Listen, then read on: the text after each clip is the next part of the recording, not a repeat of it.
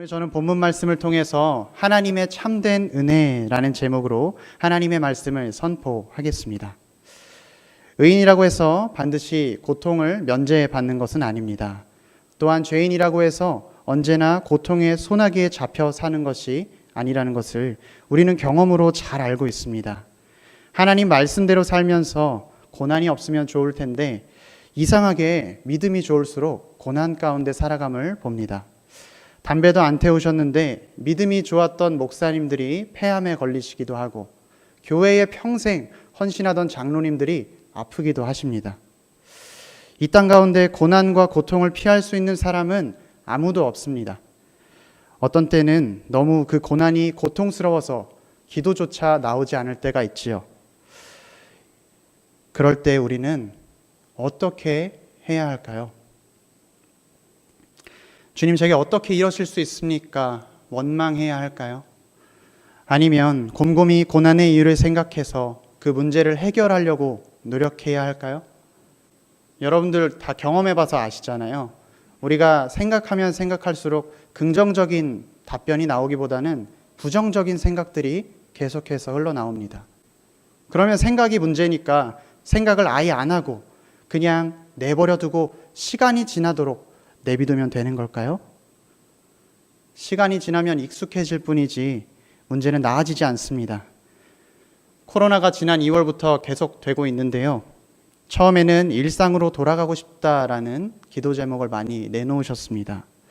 하지만 시간이 지나면서 이제는 뉴 노멀이라는 말을 사용하고 있습니다. 코로나가 우리 일상생활에 함께 있는 것이 기준이고 우리가 그 가운데에서 새로운 일상생활을 해나가야 한다라는 생각에 익숙해져 버린 것이죠. 어려움은 원망이나 생각을 한다고 해결되지 않습니다. 시간이 지난다고 해서 나아지지도 않습니다.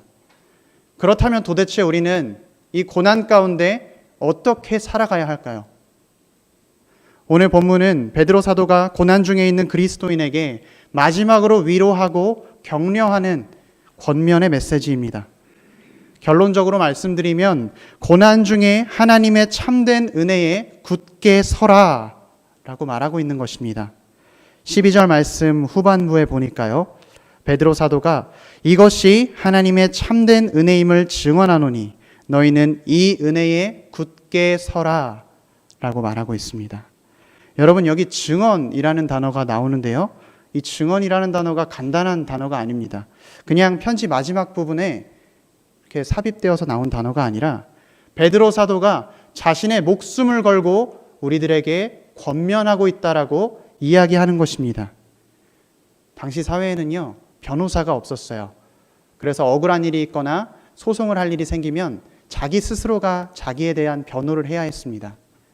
그 중에서 유일하게 증거로 채택될 수 있었던 것이 바로 가까운 가족이나 친척이나 친구의 증언이었습니다. 증언이 그렇게 효력이 있었던 이유는 그 사람이 직접 그것을 경험하고 본 것을 자기 목숨을 걸고 이야기했기 때문에 그 증언의 효력이 있었습니다. 베드로 사도는 그의 성품이나 그가 잘나서나 지식이 많아서나 그리고 훈련을 많이 받아서 증인이 된 것이 아닙니다. 바로 예수 그리스도와 함께 했던 그 시간이 그를 증인으로 만들었습니다.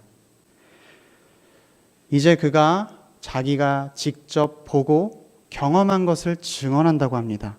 베드로가 말씀에서 무엇을 증언한다고 합니까? 이 참된 은혜를 증언한다고 합니다. 하나님의 참된 은혜, 그게 도대체 뭘까요? 이것은 바로 베드로 사도가 계속해서 우리에게 이야기하고 있는 것이죠. 고난 중에 산 소망이 있다. 그 고난 중에 예수 그리스도 자체가 소망이다 라는 것을 증언하고 있는 것입니다. 고난 가운데 소망을 보는 사람, 소망이 예수 그리스도라는 걸 아는 사람, 그것이 이러한 사람으로 굳게 서라는 베드로 사도의 마지막 권면입니다.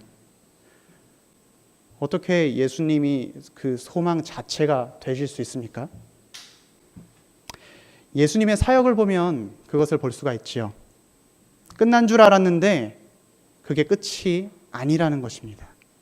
태어나자마자 맹인으로 살았던 사람이 있습니다. 사람들은 그들에게 손가락질했죠. 너의 죄가 무엇인지 돌아봐. 너의 부모가 죄에 있었을 거야. 그게 뭔지 확인해 봐. 정죄할 때 예수님은 그를 정죄하지 않으셨어요. 예수님께서는 이 사람이나 그 부모의 죄로 인한 것이 아니라 그에게서 하나님이 하시는 어떤 일을 나타내고자 하심이라 말씀하셨습니다.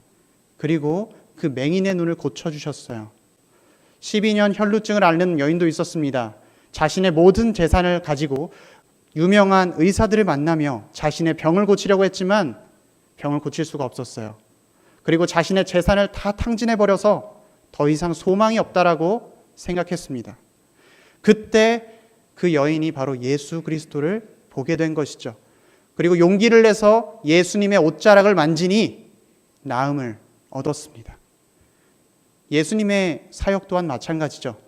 예수님께서 고난받으시고 십자가에 못 박혀 돌아가셨을 때 사람들은 다 끝났다고 생각했습니다.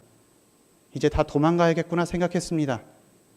그러나 예수 그리스도는 바로 십자가에서 돌아가신 그 자리에서 부활하셨습니다. 다시 살아나셨습니다. 우리는 끝났다라고 생각했던 그 자리에서 예수 그리스도로 말미암아 소망을 보게 됩니다. 예수님을 보면 우리 안에 소망이 있음을 베드로 사도가 이렇게 이야기하고 있습니다. 베드로전서 5장 10절 말씀인데요. 띄워주시죠. 한번 같이 읽도록 하겠습니다.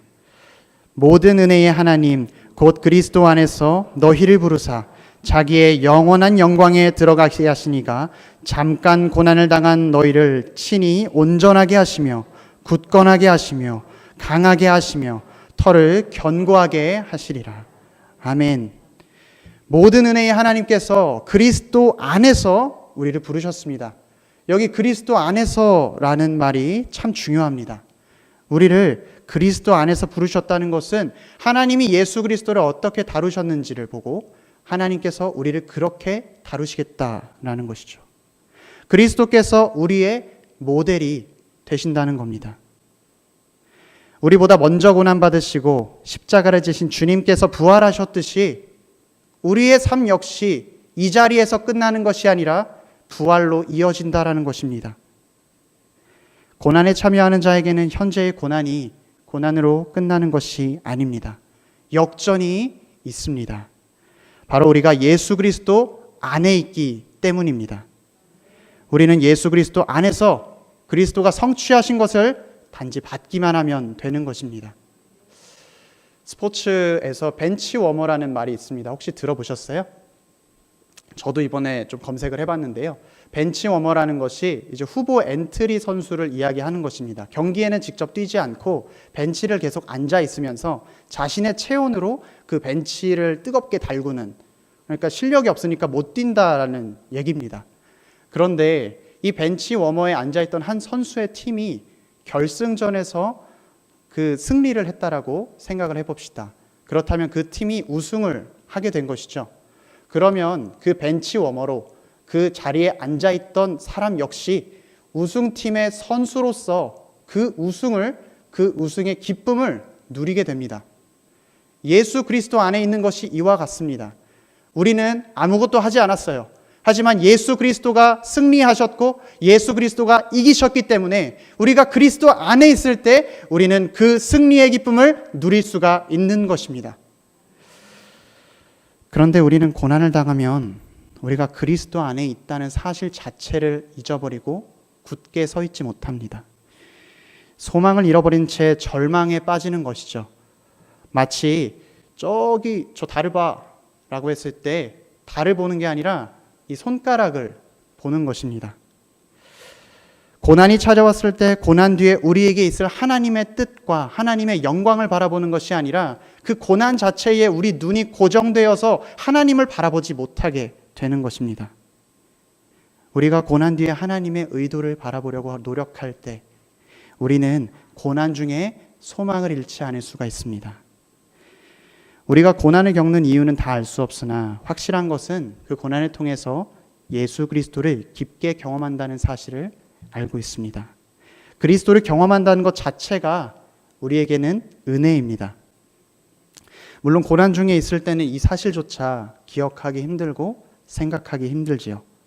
오히려 이런 고난들이 다 지나가야 시간이 지나서 주님의 도우심이었다 고백하기도 합니다.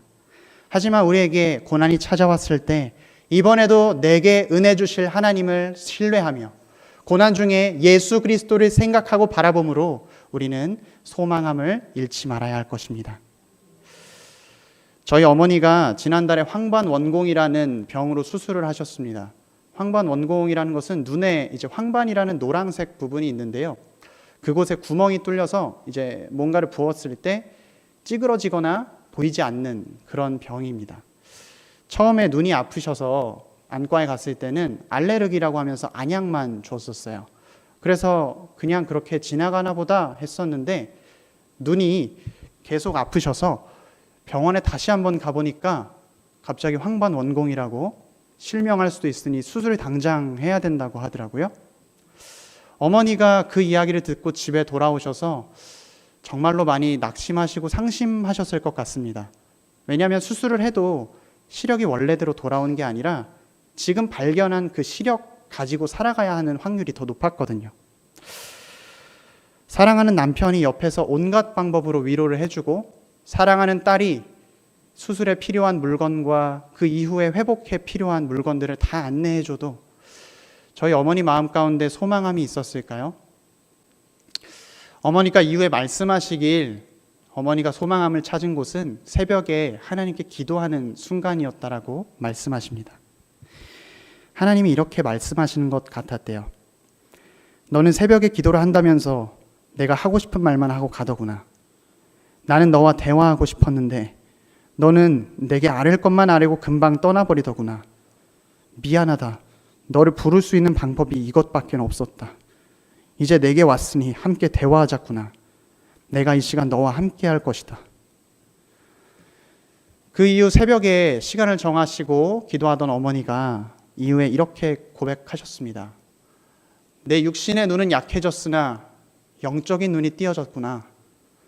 치료는 의사가 하지만 치유는 하나님이 하셔. 저희 어머니에게 소망은 하나님이셨습니다. 그리고 이것은 우리에게도 동일한 이야기입니다. 구약의 에스더서를 보세요. 에스더서 9장 22절 말씀입니다. 슬픔이 변하여 기쁨이 되고 애통이 변하여 길한 날이 되었으니.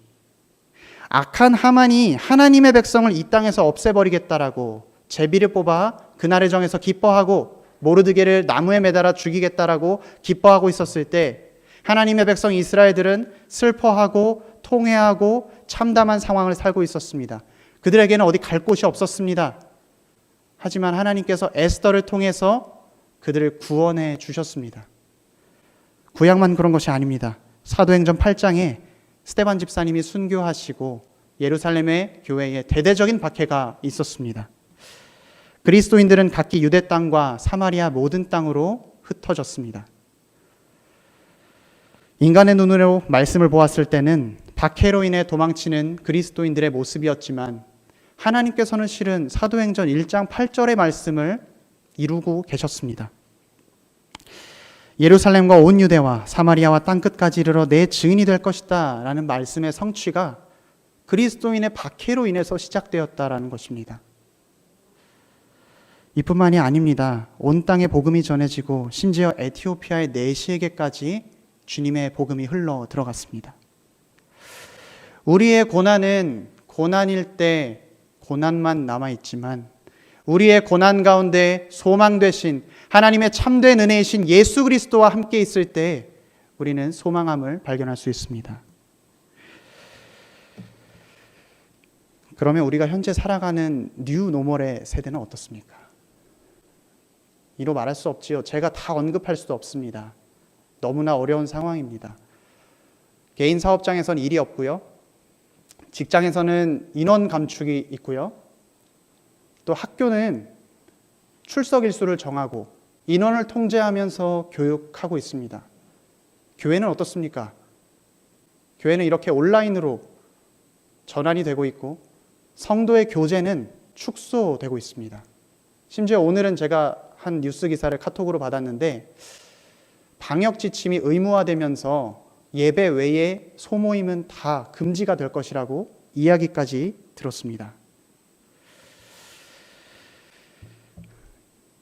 이 고난 또한 하나님께서 주관하신다는 것을 믿으십니까?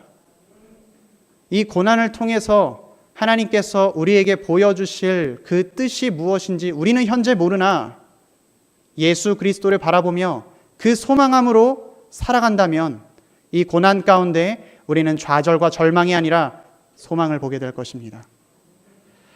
베드로전서가 고난 중에 있는 그리스도를 위로하는 편지이기도 하지만 은혜에 굳게 서라는 권면으로만 끝나지는 않습니다. 베드로 사도는 실천적으로 이 은혜에 굳게 서서 그 소망으로 서로에게 문안하라라고 이야기하고 있습니다. 13절 말씀을 읽도록 하겠습니다. 13절 말씀. 택하심을 함께 받은 바벨론에 있는 교회가 너희에게 문안하고 내 아들 마가도 그리하느니라. 바벨론은 당시 로마를 상징하는 표현이었는데요. 베드로 역시 누구보다도 생명의 위협을 받고 있었습니다. 그러나 베드로는 자신을 먼저 돌아보는 것이 아니라 다른 성도들에게 사랑의 권면을 하고 있었습니다. 또한 마가를 자신의 아들로 부르며 영적 공동체로 세워서 교제하고 있었습니다. 우리 역시도 영적 공동체 안에서 이 하나님의 참된 은혜를 소망으로 붙잡고 함께 교제해야 할 것입니다. 기독교 신앙이라는 것은 단지 우리의 지식만으로 만들어지는 것은 아닙니다. 그냥 그것으로 만족하고 끝나는 것은 반쪽짜리 신앙입니다. 기독교 신앙은 우리가 들은 말씀을, 받은 말씀을 삶에서 실천하고 살아가는 것입니다. 그렇기 때문에 실천의 장소가 반드시 필요합니다. 그 장소가 1차적으로는 가정이 되겠고요. 2차적으로는 교회가 되겠고요. 또 더 확장이 되면 사회 공동체가 될 것이고 더 확장이 되면 인생 전반의 모든 분야가 될 것입니다. 그러나 우리가 기억해야 할 것은 이 서로 문안하는, 서로 교제하는 기초는 서로 성도의 교제가 일어나는 가정과 교회라는 사실입니다. 혹시 우리 중에 이렇게 생각하시는 분 계세요? 나 혼자 신앙생활 잘하면 되지. 교회 나가면 집사님들하고 관계만 좀 불편해지고 그냥 나만 하나님 잘 믿으면 되는 거 아닌가? 이렇게 생각하시는 분이 계시다면 오늘 말씀을 듣고 우리 함께 교제해야 합니다. 이것이 이론적으로는 가능한데요. 실질적으로는 가능하지가 않습니다. 우리가 진짜 신앙을 바르게 안다라는 것은 말씀의 진리를 알고 그 가르침대로 우리의 삶 속에서 실천해 나갈 때 가능합니다. 말씀만 듣고 삶이 겉돌면, 삶이 없으면 그것은 온전한 신앙이라고 할 수가 없습니다. 베드로는 이런 영적 공동체 안에서 서로 사랑의 입맞춤으로 문안하라라고 이야기합니다. 14절 말씀 함께 읽어보도록 하겠습니다. 너희는 사랑의 입맞춤으로 서로 문안하라. 그리스도 안에 있는 너희 모든 이에게 평강이 있을지어다. 아멘. 사랑의 입맞춤이라는 표현은 당시 그리스도인들이 신자의 사랑과 그리고 하나됨을 표현하는 인사였습니다. 이처럼 우리가 고난 중에 있을지라도 하나님의 참된 은혜를 소망으로 가지고 공동체 안에서 서로 교제하기를 힘써야 합니다. 단순히 요즘 힘들지 힘내 라는 권면의 말, 위로의 말도 함께 고난받는 자가 이야기하면 그 깊이가 다릅니다. 내가 너의 고난을 경험해 보아서 알고 너의 아픔을 알고 있는데 우리 그래도 하나님을 바라보자 라고 권면하는 것이 얼마나 아름답습니까? 제자훈련의 거장이었던 오카는 목사님께서 폐암 진단을 받고 한 권사님께 신방을 가셨대요.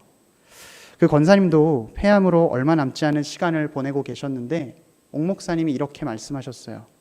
권사님, 이제 우리 친구네요.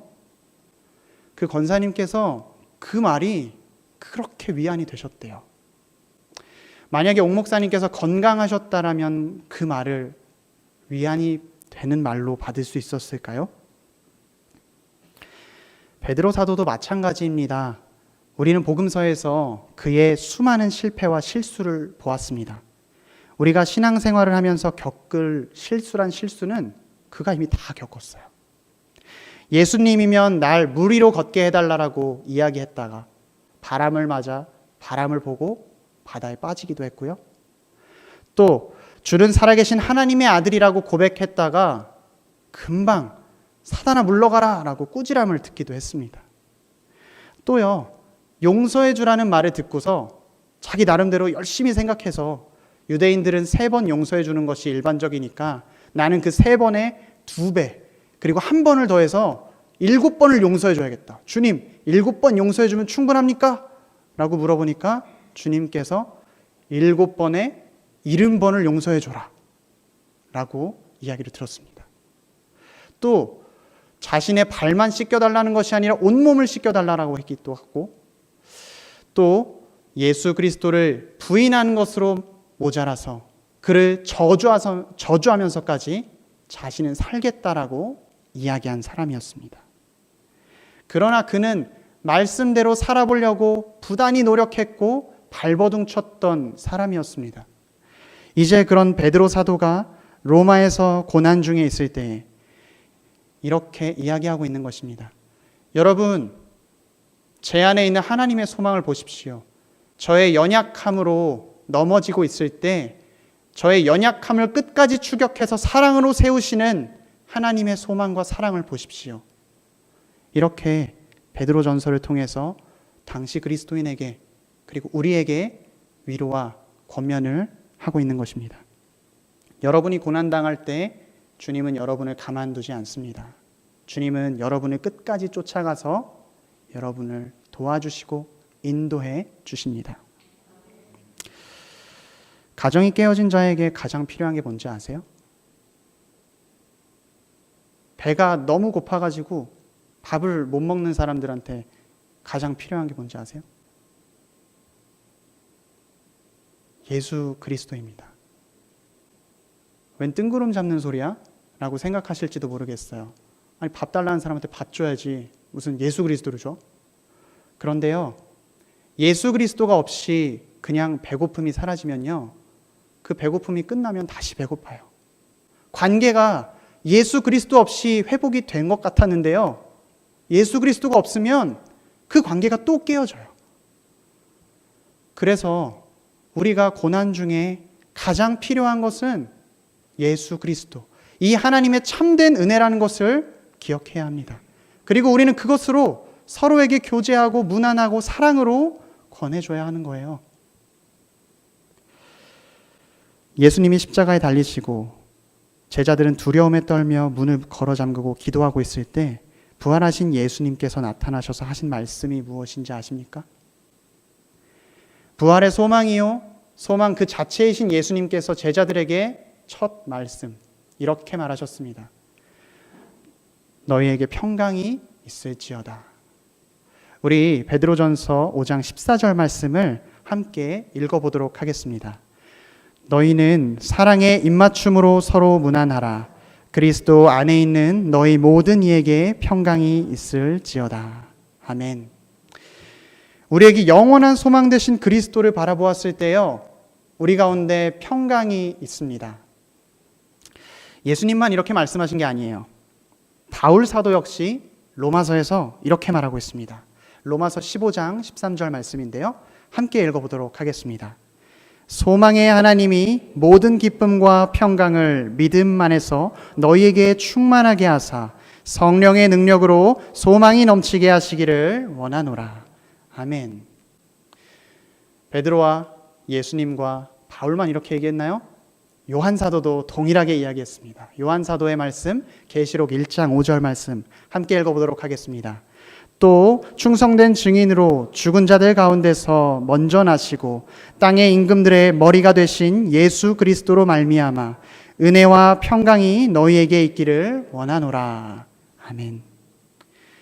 이 공통된 성경의 진리가 2000년 전에 쓰여졌지만 지금 저와 여러분에게도 동일하게 적용됨을 믿으십니까? 고통 중에 소망을 가져야지 내 지식으로 100번 스스로 다짐해도 내 지식에서 믿어지는 수준에서 끝나는 것이 아니라 고난 중에 소망 되시는 하나님을 경험으로 믿을 때 우리는 고난 중에서도 우리를 외면하지 않으시고 섭섭지 않게 하시는 하나님으로 교제할 때 고난 중에 소망함을 보게 될 것입니다.